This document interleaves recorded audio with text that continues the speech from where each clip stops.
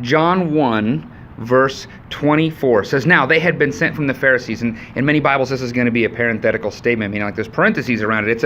It's a road marker. We don't know if that was the case in the original manuscripts because they didn't use punctuation like that. However, we see that John sees it as significant that we know that these Jews that came to ask John the Baptist who he was were sent specifically by the Pharisees. Every word in here means something. Every sentence is in here for a reason. So why is it so important that we know that these were sent from the Pharisees? Well, the Pharisees were this small group of very religious people that believed that their salvation came through following the law perfectly. They were really works-based.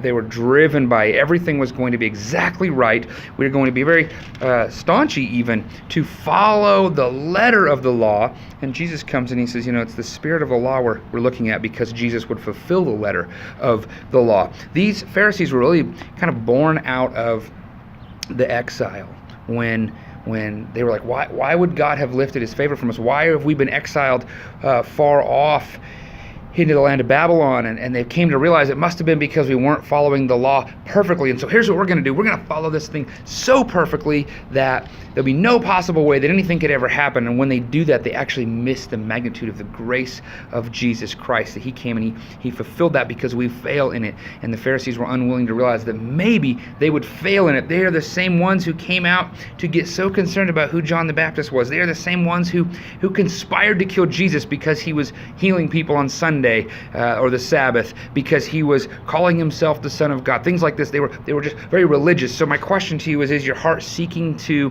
find the grace of Jesus, or are you in many ways tied to this religiosity of the Pharisees? Obviously, there's going to be a contrast coming. Where do you stand in your walk with Jesus?